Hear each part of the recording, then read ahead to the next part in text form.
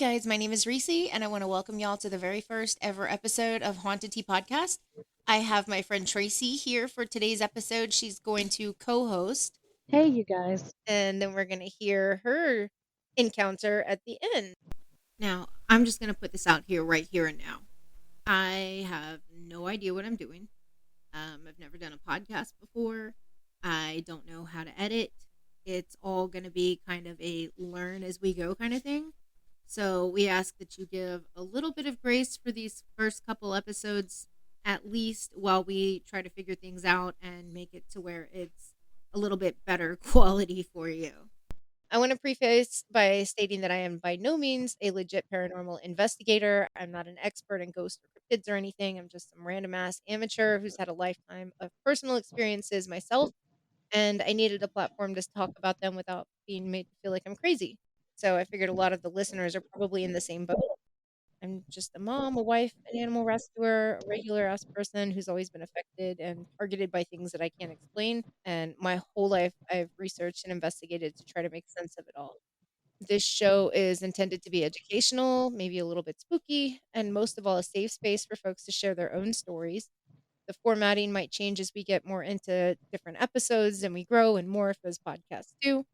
But one thing will always remain the same, and that is this will always be a safe space. And thank goodness for that. I want to take a second here and give a broad spectrum, multiple trigger warning for this episode, and I'm sure in all the ones to follow. We are a podcast discussing hauntings, ghosts, and some really dark entities.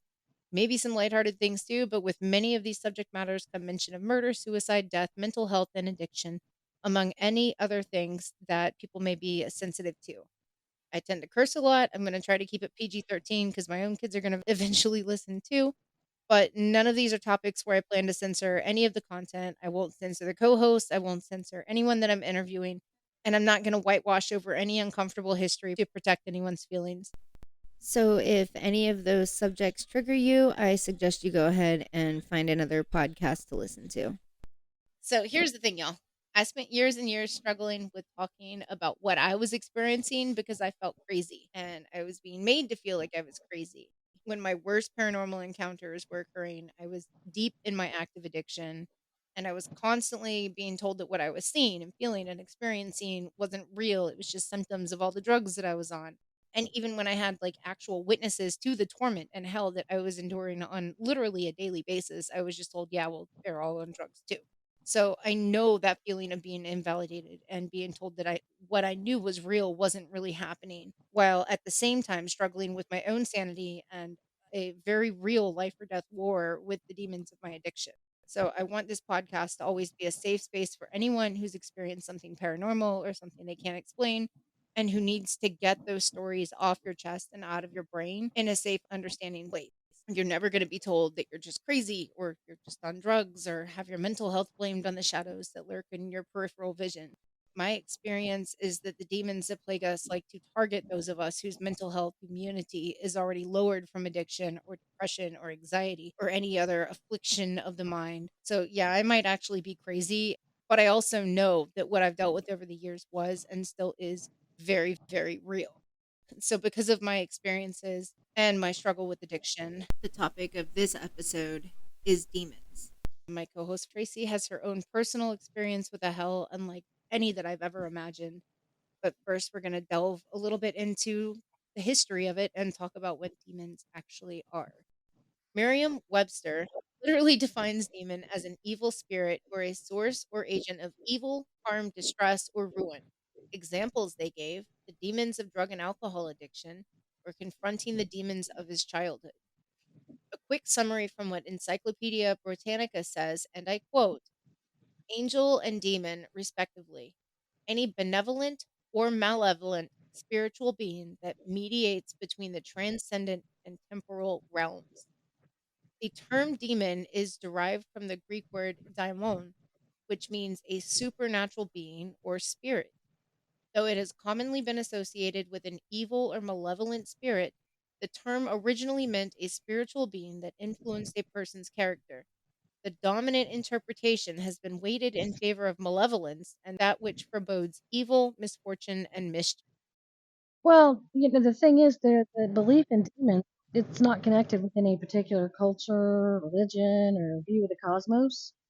They have a very wide geographical and lengthy historical role as spiritual beings, influencing humans in their relationship to the sacred or holy. And, they can be semi human, non human, or ghostly human beings who, for various reasons, they generally attempt to coerce humans into not attaining their higher spiritual aspirations or not performing activities necessary for their well being in the normal course of living. Did you know that the ancient Assyrian demon Rabisu is the classic prototype of an evil supernatural being? He instilled such a fear in humans that their hair literally raised from their body when confronted with knowledge of Rabisu's presence. I mean, that would probably make my hair raise up on end. 17th century Europe began cataloging various demons according to their powers to entice people to indulge in what they called basic instincts or desires. Included in these lists were nightmare demons, demons formed from the semen of copulation. There's a wowsy for you. And demons who deceived persons into believing they could perform transvections, which they defined as being nocturnal flights to sites of sabbats or alleged rites of witchcraft. Malevolent beings, demons, fallen angels, ghosts, goblins, evil spirits in nature, hybrid creatures, the Narakas, creatures of hell, of Jainism, the Onai, attendants of the gods of the underworld in Japanese religions, and other such beings hinder humans achieving a proper relation with God, the spiritual realm, or human life situations. Some angels, they're believed to have fallen from a position of proximity to God. You've heard the story of Lucifer falling from the sky in Judaism and Christianity because of pride or for attempts to usurp the position of the supreme being. In their fallen condition, they attempt to keep humans from gaining a right relationship with God by provoking them to sin. Some medieval scholars of demonology ascribe to a hierarchy of seven archdemons, the seven deadly sins. I'm sure I'm going to butcher these names, so I'm going to apologize in advance. But there's Lucifer, that one was easy, pride, Mammon, avarice, Asmodeus, lechery; Satan, anger; Beelzebub, gluttony; Leviathan, envy; and Belphegor, sloth. Besides tempting humans to sin, the fallen angels or devils were believed to cause various types of calamities, both natural and accidental. Like the demons and evil spirits of nature in non literate religions or oral histories, the fallen angels were viewed as the agents of famine, disease, war, earthquakes, accidental deaths, various mental, emotional, or mental disorders. People afflicted with mental diseases, they were considered to be demon possessed. That being said, once Western psychology and psychoanalytical studies began emerging in the 19th and 20th centuries, demons were to a degree starting to become thought more of as projections of unregulated drives of humans, such as Freud's id, ego, superego, libido.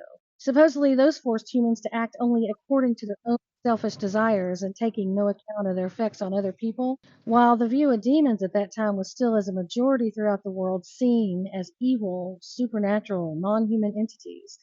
Things known today as schizophrenia, dissociative identity disorder, and even more common ailments such as depression or anxiety were begun to be understood as mental health afflictions and not always supernatural in origin. So there's this guy, his name is Reverend Martin Messon. He's this 67-year-old minister who spent like more than 40 years studying accounts of demonic possession.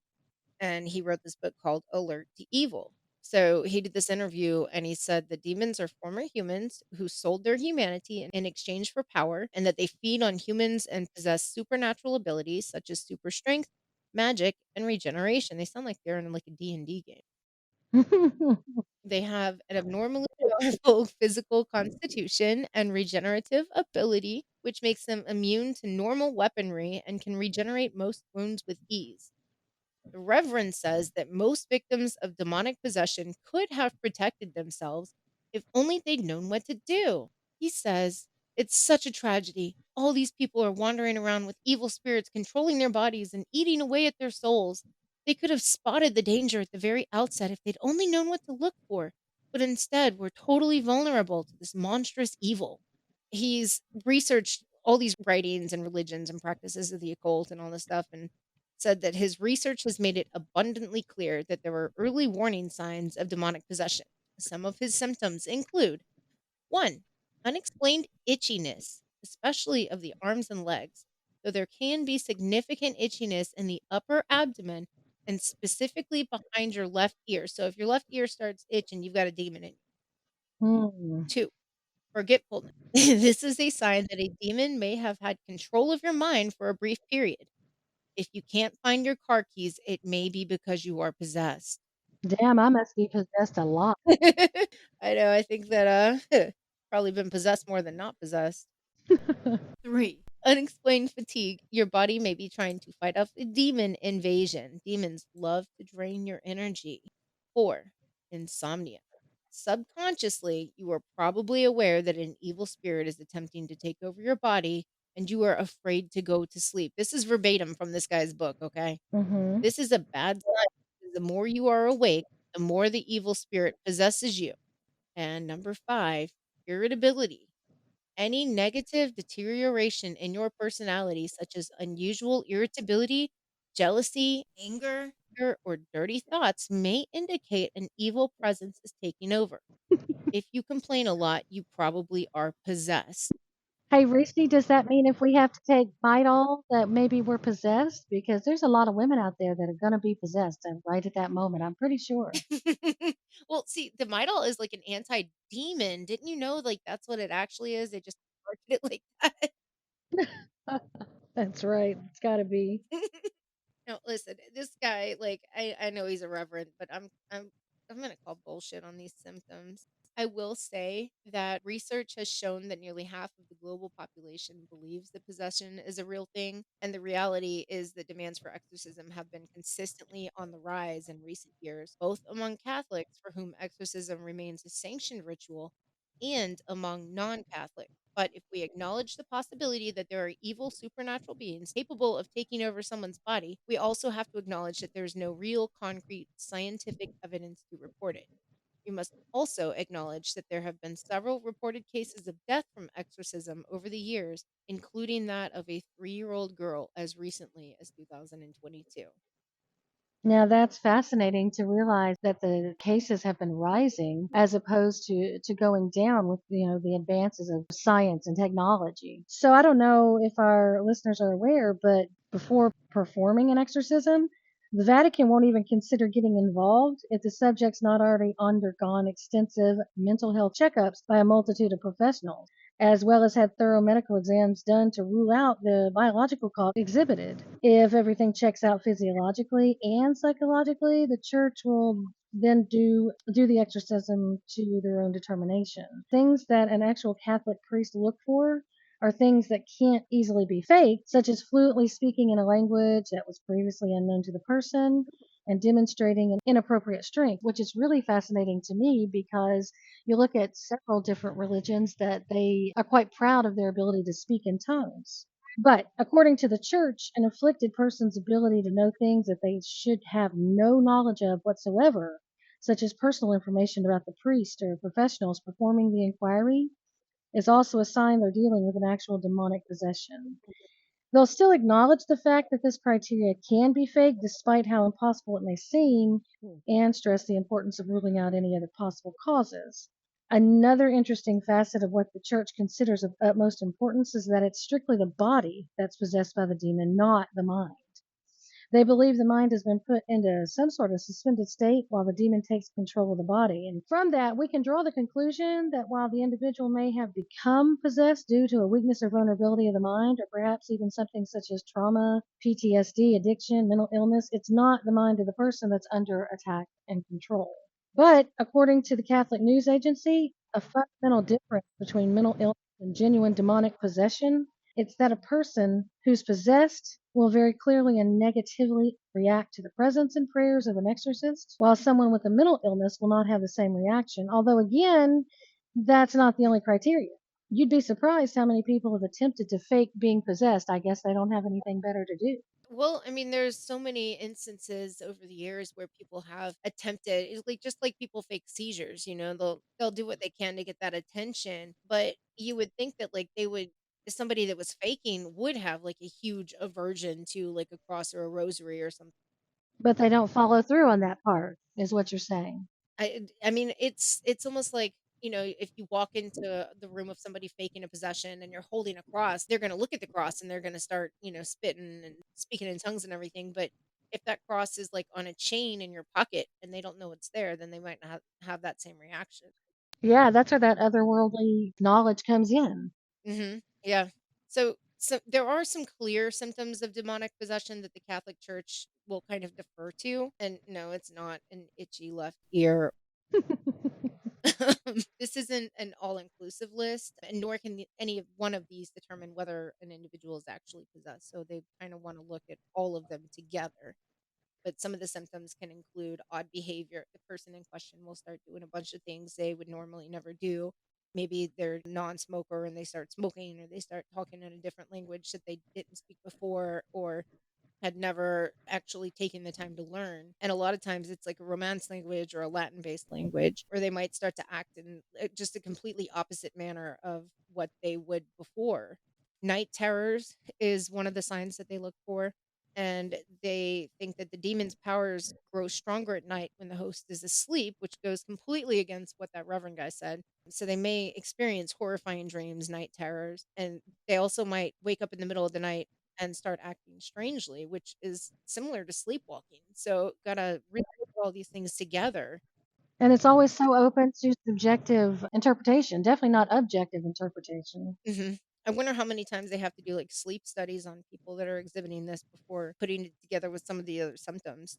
Oh, that would be something interesting to ask them. I wonder if there's a way that we could actually find out if they use like the apnea studies or anything like that to, or the sleepwalking study. We just talked about this one, but negative reaction to prayer. So the Catholic Church says that this sign is one of the most critical and important, as a person possessed by a demon will become physically ill when a priest or exorcist is present and or is saying a prayer. They might try to stop the prayers, they might lash out at the priest, they might act as if they were burned or injured by religious or holy artifacts such as a rosary. But like we just talked about, how much of that could be an act if it's just the one symptom that people are showing? Is it real, or is it, a faker? They might begin to speak in a different voice, one that sounds completely different from their normal speaking voice. So they might, it's usually said that they get like those really low, gravelly, like kind of voices when they're actually possessed. They might have a different personality. Their personality might change abruptly as the demon takes hold. There could be wild mood swings or extremely self-destructive behaviors, or they could start acting in a way that's completely out of character. So if Midol doesn't fix it, then you might be a demon. They might get new abilities overnight. They might acquire new technical skills that they never had before with zero practice or knowledge beforehand, such as like making weaponry or tactical skills or something like that. And then supernatural knowledge. They may somehow know things that are only known to a select few people. As the demon possesses the body, their mind will begin to merge with the victims, and that person suddenly gets the knowledge of otherworldly things. And they use that information in a negative connotation to try to hurt someone close to them, or to try to hurt like the priest that's coming in to exorcise them. So they might bring up like a traumatic childhood memory that they had no way of knowing and use it to further traumatize you and open old wounds. It's crazy because that's why, like, I don't know, like, it's not that they have this as the list, and there's a lot of things that could easily be faked, but I feel like that would be the one that is least likely to be able to fake than the other one. Can you imagine being there and working with someone and they're telling you something, I know you lost your dog when you were 7 and he's here talking to me and telling me it was all your fault. That would definitely mess with your mind and your heart, really mess with your ability to work with someone that's possessed. So, from what we've learned, there's 3 stages of demonic possession. There's intersection between the stages. However, there's very distinct features for everyone. Rarely is a demonic possession immediate or overnight. Rather, it's a buildup of the symptoms as it takes over the body and the mind of the host. There's 3 stages. The first one is manifestation and infestation, and that can affect places, objects, or anything in between. We're talking cars, dolls, squirrels, your home or office. It's like the demon's way of easing in and saying, hey, just want to let you know I'm here. You might be frightened of me because I'm a ghost, but look, it's okay. I'm just a lost little girl. I'm friendly. I won't hurt you. Yeah. Or it can present as a past relative, such as a grandmother. It could come through as a friendly entity through a Ouija session or a seance and presents as a non threatening entity. It's seeking approval and permission to stay around. And it said they need the permission to begin revealing their true selves. And they will slowly gain strength as the target loses theirs. And I have something to say about that later. There's oppression, the stage when the individual or the ones closest to that person start to realize, oh shit, that's not grandma. The demon makes its true identity known and goes into full blown attack mode. And that stage is designed to break the target down. And it affects their life in any or every aspect, including physical, mental, and psychological. They'll notice increased paranormal activity and physical attacks that can occur, such as bites and scratches, or, God, even sexual assaults. Often at this point, in desperation, the victim will reach out to or call in psychics or paranormal investigation teams, but that can be incredibly dangerous if they do know what they're dealing with. In many cases of these possessions, calling in these other agencies make things worse, and they'll cause the activity to ramp up. Now that the victim's life and home is in chaos and turmoil, and they're depressed and likely questioning their faith, the demon moves into the final stage, which is full possession. And at that point, that demon, he has enough power and hold over you to gain full control. And by the time they reach that stage, you have little to no self worth, you have no will to live or faith left. The demon's in control more often than not, and the affected person can be hearing voices telling them to harm others or themselves. The very soul of the individual is at stake. In the absolute worst cases, the demon can have complete control of the host body, and it's like a parasite, which really, that's at the base level of what a demon is anyway. The demon's goal at this point is to drive the affected to suicide and take as many people with them on the way, thus condemning their soul to an eternity in hell. So we've talked about what demons are. We've talked about their historical significance, what happens when they choose their victim and decide to possess them. So let's talk a little bit now about demonic hauntings. A demonic haunting is called that when a regular haunting escalates, when it becomes violent or causes harm. We know that demons are negative spirits and they like to manifest themselves in like these terrifying ways, with the end goal being to cause ultimate destruction and loss of life. They want to see our lives fall apart in every way, and our love lives, happiness, financial ruin are just some of the ways that they'll affect us. The moment that a regular run of the mill residual haunting shows the first inkling of being evil or malevolent, it's time to yeet their asses out and end the haunting entirely. It's well known amongst priests and paranormal investigators and demonologists that a demonic haunting can cross the veil into demonic attachments and possessions. So, knowing what attracts demons is the first step in preventing them from taking hold in the first place. But remember, when dealing with hauntings, 99% of the time, it's not an actual demon. So, some of the things that may attract demons to a place would be murder, suicide. Obviously, any violent death that's occurred in a particular place will generate enough negative energy to attract negative beings. Black magic, so a place that's been used in black magic rituals is an open door for negative beings to come through and linger. And if a group of people participated in these rituals, it's an even bigger magnet. Multiple deaths, another obvious one. Any place that's seen multiple deaths can attract demonic hauntings. And this is including but not limited to battlefields, hospitals, mental asylums, or even historic homes and buildings. Recurrent negativity, a place where negative people dwell. So if the negativity is strong enough and lasts long enough, it can generate enough energy to draw the attention of negative energy entities. And here's one I didn't know was fire. Widespread fires that cause loss of life or property damage can sometimes attract demonic entities. Wow, I had no idea about that either. I wonder what they mean by widespread fires. Do they mean taking the lives or of many, or a huge amount of damage? I don't know. The first thing I thought of was when Australia was on fire. I was like, shit, they're going to get haunted. I don't know Right? if it means like if it's a lot of like personal property that people are attached to, or destroying like widespread habitats where there's, a lot of chaos and destruction in its wake. Or I don't know, is it just two houses that burned down kind of attracting them? Hmm.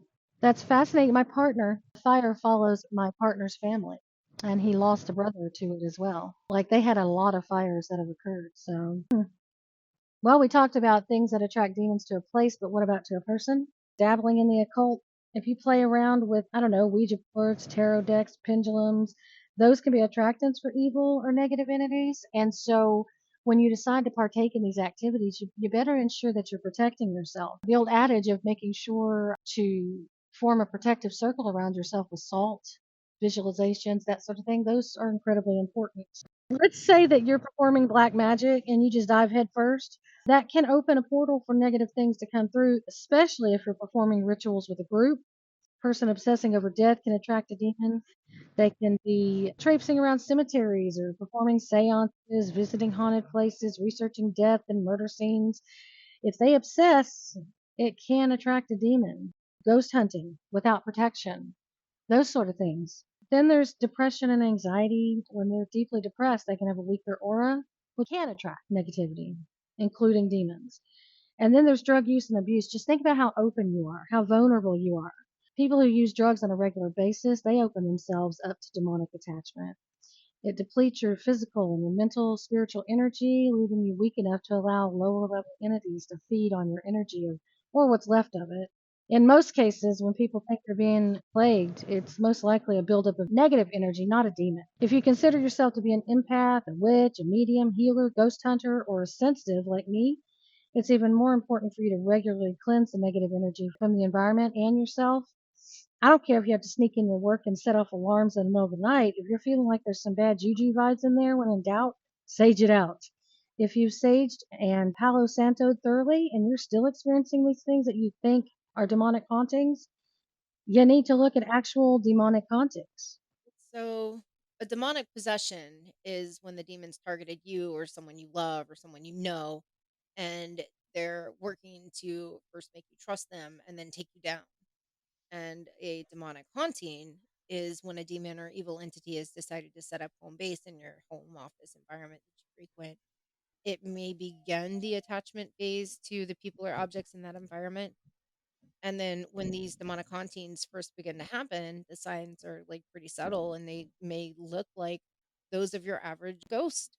We know that they like to present themselves as regular ghosts with a penchant for making themselves seem less threatening by appearing as little Emily who died of typhoid and misses her mom, or your great granddad you've only seen pictures of.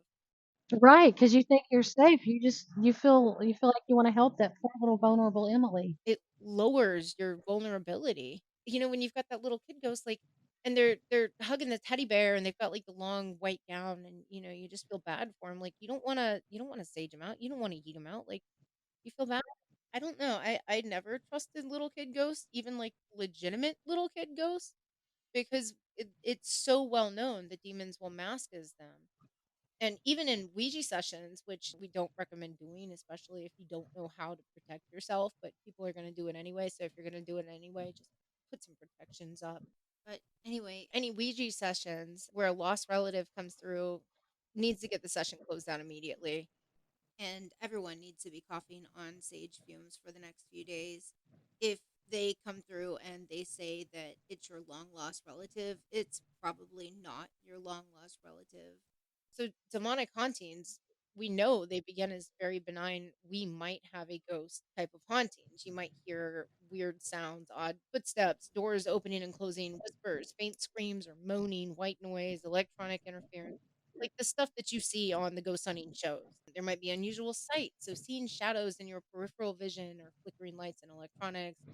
Objects might move places when your back is turned. You might turn around and turn back around, and like your kitchen drawer is open. Things in the dark, figures in the dark, things like that. Or you might get like a weird feeling like of being watched, or this feeling that something's wrong.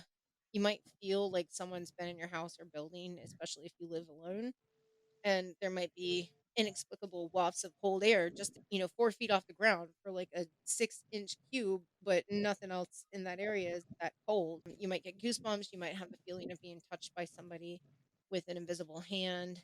And smells, so strange smells such as perfume, food smells, especially sulfur, smoke, bad odors like rotting meat or dead animals. You've completely checked everywhere in the house. You cannot figure out where that smell's coming from. Might be a demon. Right. Yeah, as those signs start getting ramped up, that means the demon's gaining energy. and it's going to start manifesting itself a whole lot easier. All those previous signs, one or all, they can increase and intensify. And people usually go from we might have a ghost to we're definitely haunted. So those signs, they're going to get worse. Things like recurrent nightmares, and that can be on a weekly or nightly basis. It can affect only one person in the household, several, everyone, even overnight guests.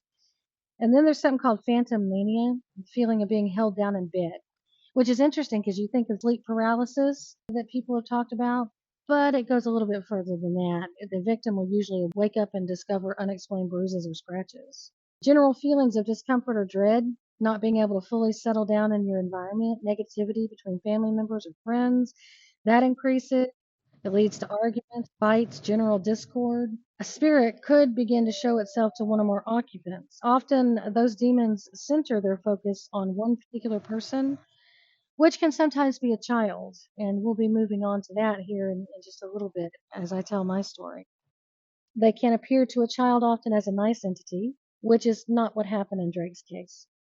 If an otherwise normal child becomes withdrawn and has an imaginary friend, this is a big, bad sign. You could have religious objects that could be destroyed, inexplicably lost, things like crucifixes, Bibles, rosaries, entire rooms, or even the entire home can be ransacked, although nothing's been taken, no evidence of a break in. You could find writing on the walls or other places in the building, or a string of really bad luck, like car problems, bank account issues, illness, injury, even death. Signs can and will differ depending on the severity of the haunting or the demon. What could be helpful is if you keep a log of activity and its escalation to help determine what kind of haunting is present. Experts will strongly recommend not engaging, threatening, calling it out, or using any investigative equipment that can anger or provoke the entity and feed their energy further. I really wish I'd done the research for this episode when we first moved in instead of living here for a year and doing like daily and weekly investigations at this house because we're getting some of the same activity ramping up, and it wasn't until I don't know, a month ago that we realized like, hey, maybe we shouldn't be using the SLS camera in the front room and trying to talk to the ghost that says he's up front. Oh, that's scary. And again, it's like there's no big giant boundary line to tell you if this is a normal haunting or demonic presence. There's nothing to tell you. And that's what's scary too. Like if you're gonna go in and you're gonna do a paranormal investigation, like yeah, you're gonna have your tourmaline in your pocket and you're gonna have your protections up. But when you're trying to get to the bottom of what it is that you're dealing with, you're gonna investigate. And you can be lied to and misled. Yeah, so I mean, it's scary because even just trying to find out what it is you're dealing with, you could be making it worse.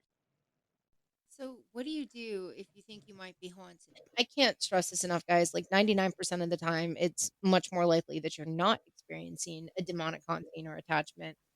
However, if you've experienced the things that we've talked about and you still feel that overpowering sensation that you're dealing with something truly evil, or if you've gone through the list and checked off several of the items indicating a demonic haunting or attachment or worse, or you've saged and set your intentions and you're still being affected or the activity continues to escalate, you're going to have to seek professional help immediately. Go to a Catholic priest. It doesn't matter if you're Catholic or even religious. Depending on where you live, you might be able to source a local shaman or a medium who's qualified in handling evil spirits. You might live close to a reservation and can find a medicine man or woman there that can help you. But no matter what, do not take matters into your own hands and do not ever be afraid to ask for help. So at this point, Tracy, you've actually dealt with this. Tell us your experience. Spill your tea. Well, in our case, we did not seek any help. We did not. I don't know how to explain it. We did not seek any kind of protection. We had no clue that anything was seriously wrong. It was all just intuition and feelings of something's not right. I think back and my experience. This what happened to us. The event that happened to us was in August, and it was in July, maybe end of June, that we started feeling that I literally started feeling this sense of dread. Like it was talking, like we were talking earlier. One of the symptoms is this incredible sense of dread. And literally, I would fall asleep curled in the fetal position, terrified, terrified that something horrible was about to happen. As a matter of fact, I Right. had scheduled a U-Haul to move us out of the home that we were in on July, I believe it was July 28th. And what happened instead, my 14-year-old, red-headed, freckled, old soul son took his life. He hung himself with a belt in his closet on August 17th, within not very much time, after which I was trying to get out. So how long did you guys live there before you started feeling like that sense of Well, dread? what had happened is we moved in there in January, and it was interesting because there, I don't know if you've ever seen, like, it was a two-story house. Have you ever seen where, like, up on the second floor, they have these little, like, it's a knee-high door that Mhm. leads into the attic? Yeah, like a crawl Yeah, space. yeah. There was one in our master bedroom, and there was one in my son Tierney's room. Mhm. We both had one of those. And it was creepy because you opened it up, and the landlords had, cleaned out the house and it was clean and everything. But you open those doors and there was cat shit in that little alcove. And it kind of creeped me out, but I was like, this is silly. It's modern day age, no big deal. And I closed it and never really thought of it again. But looking Sure. back on it, hindsight is a completely different thing. I do believe Mhm. that we weren't just haunted. I do believe that it was a demonic possession. We were just discussing some of the Yeah. signs. And I'm looking back and reminding myself of some of the signs that were there that I didn't notice or see at all. And Mhm. something as simple as, you mentioned unexplained itchiness. I mean, I Mhm. kind of laughed. I kind of giggled at Reverend Martin, but there were a couple Mhm. things that he said that made sense, and something that you said too, Reese. You said unexplained itchiness. Drake would walk around and he would be scratching himself. Now, I can't really specifically say anything about his left ear, but he started spending more time in his room, and he was 14. Okay, so that seems like a very normal phase and stage in life that, Right. he would be spending more time in his room. So I didn't question it a whole lot. I didn't think that was too bad. Come to find out later, it was. I wanted to give him his independence, so I didn't question it too much. And but every time I would see him, he would be scratching his arms and the sides of his face. And he was always really tired. He was very, very tired. And I think back on some of these signs that seem normal, but I look back and I'm like, he had those signs. He had the fatigue, he had the insomnia, and definitely the irritability. But again, what teenager doesn't? Right. Especially like with the hormones coming in at that specific teenage age. That's not like a 16-year-old that hit puberty 4 years ago. This is active. Body's going through all these Right, changes. So you're tired, you're hungry, you're pissy all the time. It's not anything that one would be like, "Oh, right. that's weird." Like it's that age range. So let me ask you something. You're sensitive. So when you guys first moved in, was that sense of dread obvious? Was it right there? Or was there a gradual buildup? Did you guys, come in and be like, hey, like, I wonder if this place is haunted because it feels haunted versus just little things here and there that you look back on now and you're like, oh shit. But at the time, like, you were able to just kind of Well, shrug it see, off. and that's the interesting thing too. Yeah, it did creep up kind of slowly. And, I look back and I tell people that sometimes evil is so pervasive and so malevolent that it's almost like you can't even feel anything creepy. You can't feel anything bad. We were quite happy when we first moved into that place. And there were a Mhm. few little things, like I said, when I opened those alcoves, or we had an ADT security home system, and we had parrots, and we had one in our parrot room. We had one aimed at the staircase, and there were times that I would look into the camera to see the view from the camera, and I kept expecting like a face to pop up and scare me like something in the movies. I mean, I never did, but I would see like motes of stuff floating in the air, and it would be eerily quiet, and it was like I would just expect to be like, blah, and it wouldn't happen. But Right, right. this just little things, and it started building up. Like I said, we used to sit down and we'd have pizza and watch a movie, and it got to where Drake would say, "I don't want to do this," so he'd go to his room, Mhm. and he would literally be in his room in the dark, without the light on, just doing nothing. Just little things like that are very unsettling when you think about it afterwards, but were seemingly normal while it was happening. Yeah. Drake tended to get a little more clumsy too, and I don't know if that had anything to do with it, but he loved to cook. He was learning to cook. And the night before he did what he did, he climbed up in the tree of the front yard. We were all outside, and he casually announced that he thought cooking was nothing that he wanted to do anymore. Like he was just completely, it was like an obsession of his. He loved it. Mhm. And then that night he was just like, I'm not going to do it anymore. I don't feel like it. He just seemed to lose any enthusiasm for life. He was just sort of irritable, but non interact with all of us. It was like Mhm. he just didn't care anymore. And at that point, I did start to get a little worried, like, well, maybe he's going through some sort of depression. But Mhm. that was the night before he took his life. That was the night before. So there wasn't a whole lot I could do about it. As a matter of fact, when Drake was younger, he was a very problematic child. I mean, he was the type that did all sorts of things to bring attention to himself. He was destructive. And since we had moved into that house in Ohio, he had become amazingly well mannered, was getting up and mowing the lawn without being asked. It was like I had this feeling of, wow, he's really improving, except for the irritability and the wanting to be alone. Right. But A that teenager. day, the day that it happened, my partner and I, we were heading to work and we were going to be gone about 150 miles away. And we were going to come home about 7 o'clock that night. And we were leaving Drake and his brother and sister at home. And they were 14, 13, and 16. And he was homeschooled, but it was summertime. And we also had a nanny that would come in on the days that we were going to be gone overnight. We had a neighbor across the street. We had a security system. So I felt safe, leaving them at home, especially with Mhm. the way Drake had improved with his behavior. So yeah, I thought it would be fine. However, the night before, he had gotten in trouble because he had been on a webcam with his girlfriend from Canada. They had an online romance. And he got in trouble because the rule was you don't do webcams or anything like that until you're at least 16. And so I had given him a consequence. And one of the things that he struggled with was spelling and writing. And so I gave him sentences to do, except for I always let him come up with it. Let him come up Mhm. with some sort of a positive, affirming type of sentence. That way he had some sort of control and Mhm. some sort of ownership over what was going on.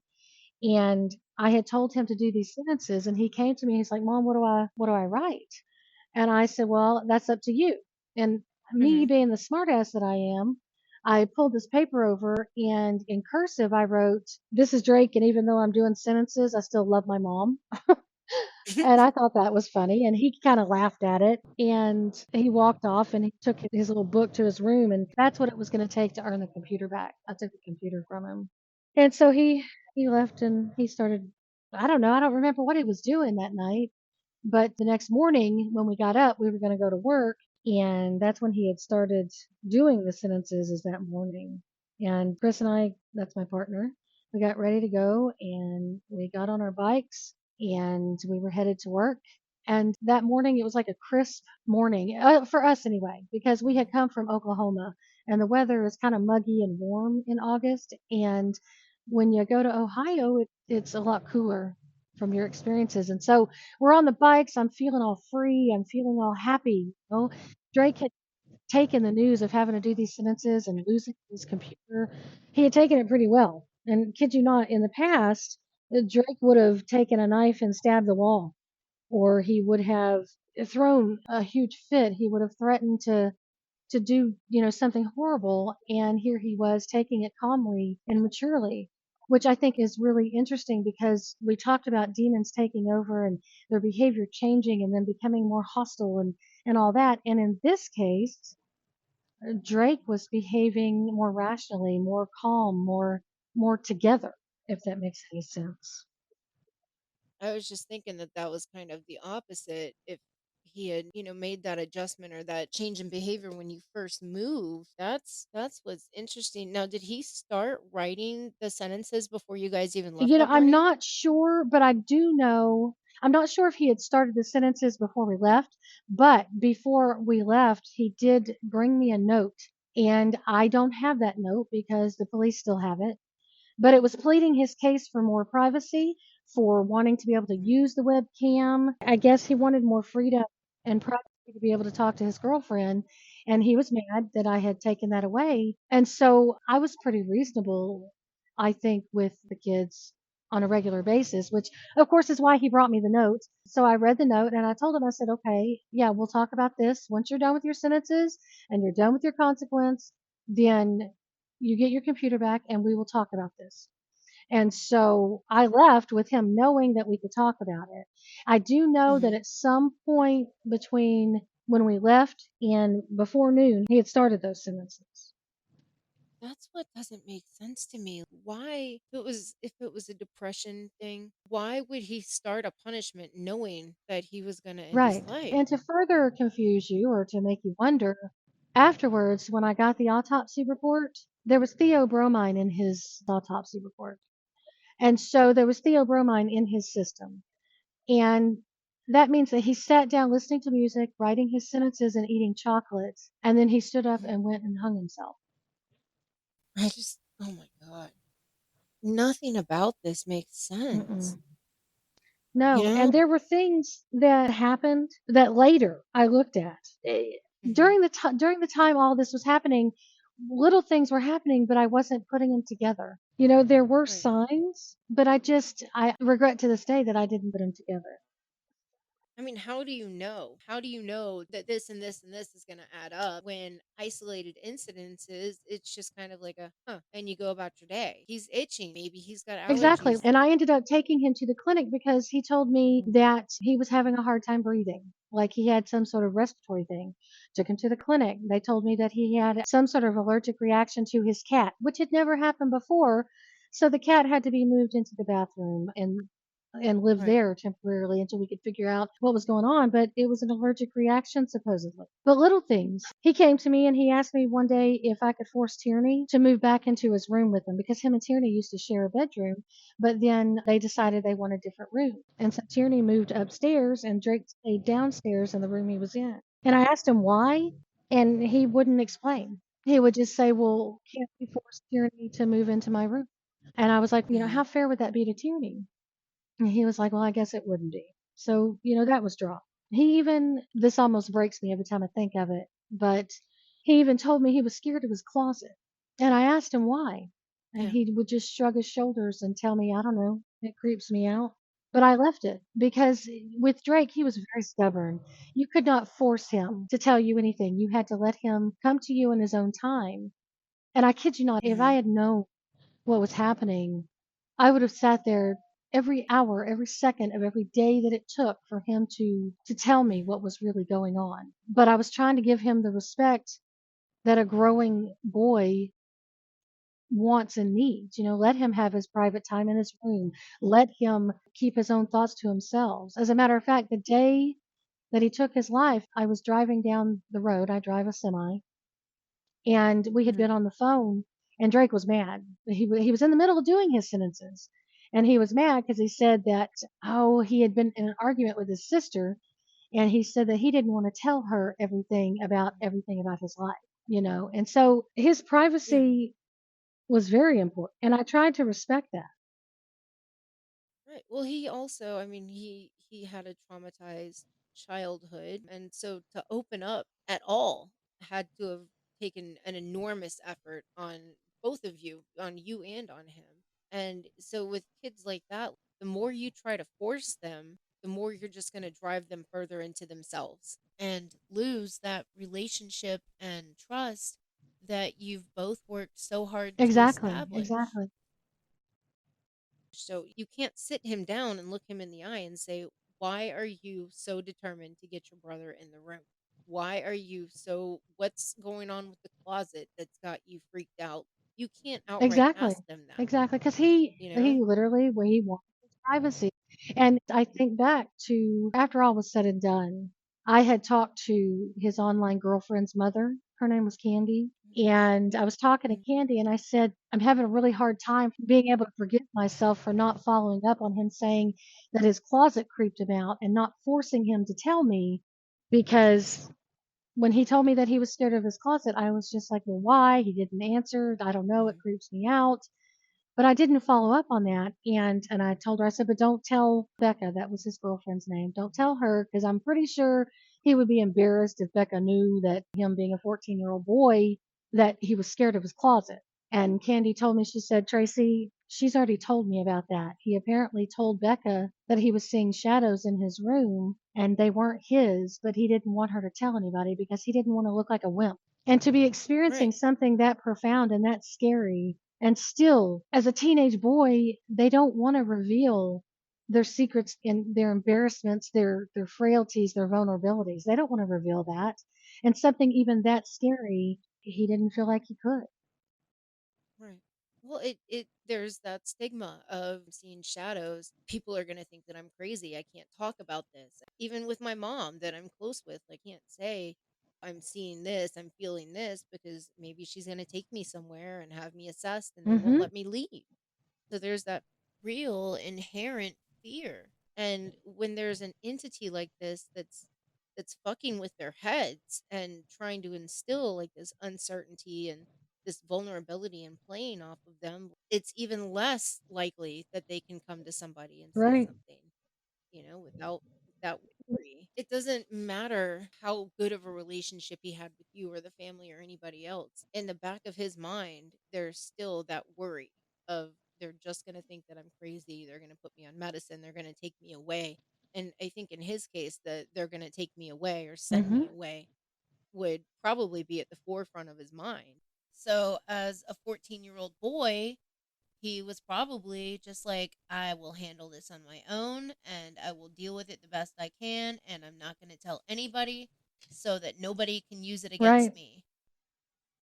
To me, it's clear cut what happened. But how do you explain that in a police investigation? Yep. And it seems so clear cut in hindsight. But like I said, those signs, I think back on them and I so badly wish I could have made the connections. I literally, Hmm. over 2 weeks' time on my semi, we would be in a different interstate. We'd be, in a different state, different times of day, different weather. And there were birds. I had at least a dozen birds slam into our truck while I was driving it. And I Hmm. found out later from other people that said that was a sign of impending death or warning. I just thought it was Hmm. bizarre, but I didn't Yeah. do anything about it. But For how 2 to would 3 you? months before he died, I think I already said this earlier, I would literally curl into the fetal position feeling this horrible dread. Something horrible Hmm. was gonna happen, and like I said, I even had a U-Haul scheduled to go back to Oklahoma because we needed Yeah. to leave. I didn't know why or how, but I knew we needed to go because something horrible was gonna happen. But my Hmm. partner convinced me that we should stay just a little bit longer to save up some money because we were going to make Yeah. some life-changing decisions about our career and we were going to go do something different. And but then Mhm. on August 17th, that's when he took his life and it was July 28th that we had the U-Haul scheduled. So there's another regret. Oh, our home security system, the one I mentioned earlier, there Yeah. was a period of time, I think within probably 2 to 3 weeks before he was gone, that I opened it up. We were on the road. I opened up the screen to look to see what the cameras were seeing, and we had another camera in each room, or in Drake's room. It was mounted on one wall so that it faced out the windows into the street. And Hmm. I opened it up one day and I looked in, and literally there were some orbs there. And I thought, well, those are street lights. I thought, oh, the street lights look weird. And then I remembered we didn't have street lights right there. And they were like Hmm. yellowish white. They Hmm. didn't bounce up and down spookily or anything like that. It just looked like a grainy image of some lights. And it was 2015, for fuck's sake. They made me Yeah. feel strange and it seemed a little eerie, but at the same time, you're like, it's 2015. This is real life. Quit being ridiculous. And I remember sliding the phone over to Chris and us looking at it and him going, wow, that's weird. And then I Hmm. closed out of the application and we didn't think or say or do anything about that either. But in all honesty, there's really nothing you could have done short of calling a priest in this situation. If you had tried to investigate further, if you had tried to figure out if there was something going on and open a line of communication, it could have gotten a Mhm. lot worse. It could have affected more of it could have done a lot more damage. And losing one child is bad enough, but imagine losing Right. three or more. So how there's no possible way that you could have known what was happening and what was going to happen. If I were in your situation, I would like that's strange, but not add it all up together. There's no way to handle it when it's happening like this. It's just creeping up and it's a little thing here and it's a little thing there and there's no dots to connect yet. No, I don't think that there is anything you could have done unless you had sat down and been like, I need to call a priest. I don't know why I need to call a priest, but I need to call a priest. Like, there's nothing else that you could have done that wouldn't have amplified Yeah, it. I wonder if we had really paid close attention, if it would have gone more horribly, more quickly. I do know that Hmm. afterwards I talked to several people from a church and they would tell me that they were coming over and literally they would call and say we're too scared. They literally said we're too worried or we're too scared about doing it. Now, I did not call a Catholic church. I didn't even think of that. Oh, and Hmm. another instance that happened is my daughter called me. Well, my son called me first. As I was driving, he called me and he was shrieking into the phone that Drake had hung himself. He hung up and JC called me back and she told me that Drake was hanging from a rod by his belt and I instructed her to get a knife and cut him down. So she sawed through that belt and he collapsed to the floor and she started doing CPR on him. And of course she wasn't able to bring him back. And while I'm driving, I had Chris call the paramedics. I had him call the nannies. So the nannies were on their way over Hmm. there. The paramedics arrived and standing in the house, JC heard the policeman talking about how this was not the first time they'd been there and they had been there recently for another suicide. And I Hmm. did find out the next morning after Drake was gone, the detective called me. Now, mind you, I'm not home when all of this is happening. But the detective had called me, and the nannies had told me that the detective, first of all, had found the note where I had written, "This is Drake, and even though I have to do sentences, I still love my mom." I wrote that in Yeah. cursive, and I guess what the nannies had said is that the detective was, for a very short time, considering it not to be a suicide, that maybe somehow I or someone else is culpable for his Hmm. suicide, and I don't know where that came from. Maybe it was that note that I wrote. Maybe they took that as his goodbye letter or something, but that was taken into custody. And the Hmm. next morning she had called and had asked me, she said, "Is there anything weird going on in your house?" Now, I had set up a little altar with some gratitude and positive affirming cards that I would pull every day, and I would light my sage, that sort of thing. And so Yeah. she asked me if something weird was going on. I told her the only thing weird that I had really noticed was that it felt like somebody was watching me. And I was up on the second floor, and it always felt like there was somebody down in the yard watching me, which I thought was weird. Told her that. And then she came back and said, "Well, I just find it really weird that 18 months ago there was an 8-year-old girl that took her life and hung herself with a belt in your son's closet." The The same same closet. closet. And coupled with my daughter hearing the policeman talk about not being there too long previously on another suicide, I definitely believed it. That shook me to my Hmm. core. I mean, literally, if I had been standing up, I would have fallen to my knees. I Hmm. told my attorney because I had to get an attorney to handle this because we were accused of being Satanist and being Satan worshipers. My Yeah. partner has a ball python, and us being pagan, he had placed a chain link pentacle on the nightstand next to his snake. Hmm. Well, his snake had also just recently shed, and he took that shed skin and he placed it on the pentacle. And I guess that's what led Hmm. this detective to think that we were Satanists. Plus my little altar set up. And so, anyway, a lot of things occurred, and we ended up having to get an attorney. Well, when I told Hmm. my attorney that the detective had told me on the phone that she had gone up into our room and felt a lot of energy, and now, mind you, the detective literally told me that she was walking up the stairs, she felt a lot of energy, that she felt like I had opened some sort of portal. And then she told me about the 8-year-old girl. I told my attorney about that. And of course, his immediate reaction was, "Do not talk to that woman again." She's trying to find you responsible for Drake's death, and she's probably playing mind games with you. But he came back to me and he told me that his colleague, another attorney that he worked with, was the one that actually handled the case of the 8-year-old girl that hung herself. There was a 13-year-old girl that also hung herself in the backyard from a gigantic tree. It was cut down, but what we found out from the neighbors is that there was a 13-year-old girl. And that's Wow. all the ones that we were aware of. But my God, that's enough.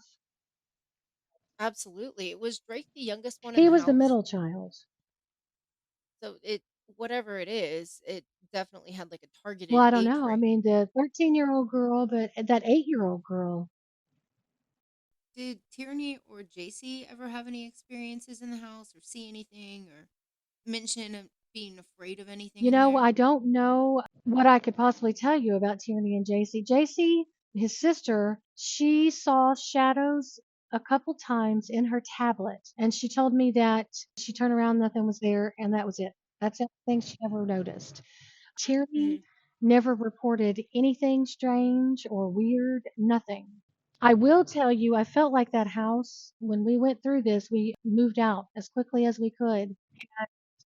The day that I got the U-Haul, our plan was we're going to pack in one day and get the fuck out. But it became apparent that we didn't have enough time and it was getting dark and we were going to end up spending the night Mhm. again in the house. And I gathered everyone on the first floor right by the stairs and I told them all, I said, y'all may think I'm crazy, but I think this house either wants us to stay or it wants to get its last kicks in. So if I see Mhm. y'all going up and down these stairs without holding on to the banister, you're in deep shit. Do not go up and down these stairs without holding onto that banister and pay attention to what you're doing. And kid you not, within probably 30 minutes of that, JC was at the top 2 or 3 stairs and she fell on her stomach, skidded down all the way down the stairs to the floor. Now, luckily, all it did was skin up her shins and scare the shit out of her, but I really feel like that was the house again, either wanting to hurt or wanting to keep. Oh my God. I wonder how much worse it could have been if you Hmm. didn't have the altar, if you didn't have the protections in place, if it wasn't you that was there, if it was another family with another son around his age, like how much worse would it have That's been? interesting to think of because, I have a lot of regret, a lot of guilt, survivor's guilt, a lot of mother's guilt. So I never thought of that part of things. That maybe I did offer some sort of protection. Like, I wonder like if it would have gone after all the kids, if it would have gone after one of you and made one of you do something horrible to, a child. We don't know. We don't know what this thing was. We don't know who it was or what its intentions were for the long game. Maybe there was some kind of a panic that set in that caused him to do what he did when he did it instead of some Hmm. build up or lead up to it. Because it I keep getting like, why would he do the punishment and then just turn around and end his life? Why Right, would you right. bother? Why would he be working towards something better, something in the future, sitting there listening to his music, eating chocolate, and then get up and do it? Something else occurs to me. One of the other things that he said to me was that he never wanted to leave that house. Huh. Do you think that was truly him talking or there was something I else don't going know. on? Was he possessed? I know that, like, one of the things I used to do is I would ruffle his hair. I was the only one that was allowed to ruffle his hair.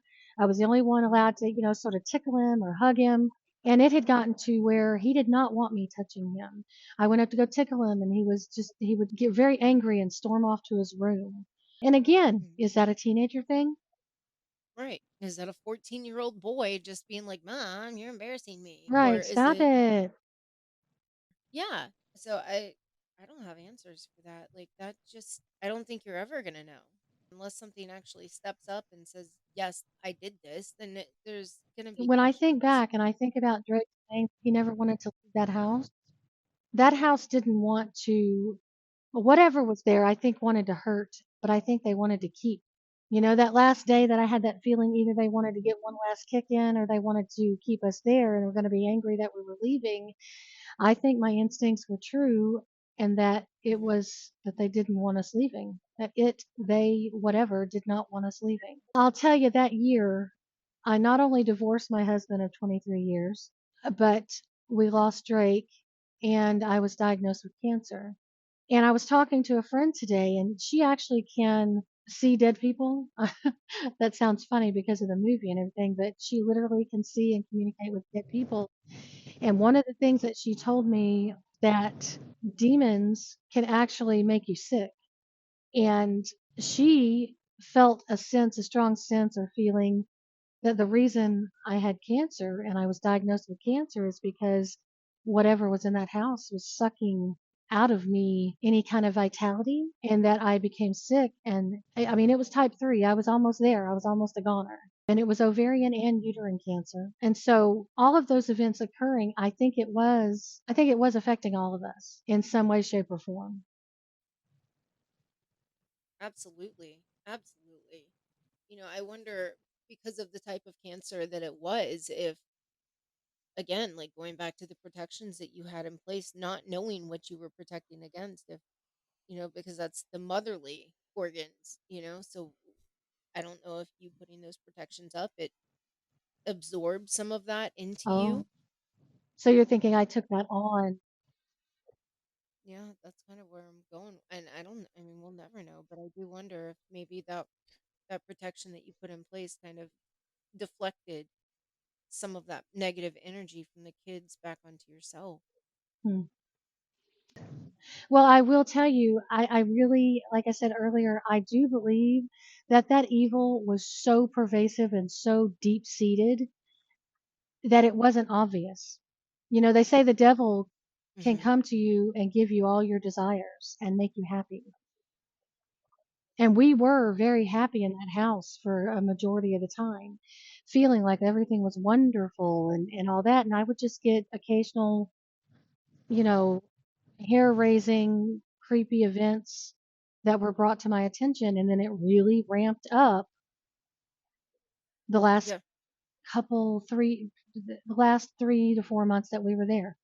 It ramped up and it went incredibly fast, you know. And, Yeah. and one thing I did learn, a lifelong lesson, just because you don't believe in evil or because you think that if you can just ignore it, Hmm. that evil won't affect you, you're wrong.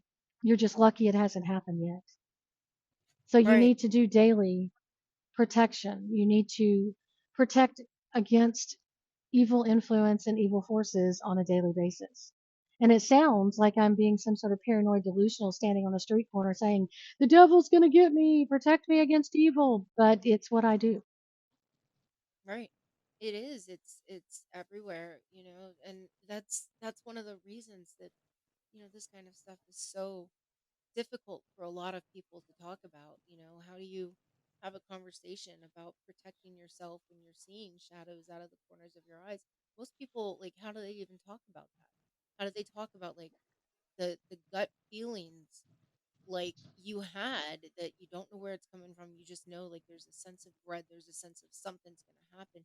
Who do you even talk to about that? Right. What do? You say, hey, how's the weather? How you doing? Oh, by the way, I feel like I'm possessed. Or I feel like there's Mhm. something evil in my home. How do you approach that? Who do you talk Right. to? Right.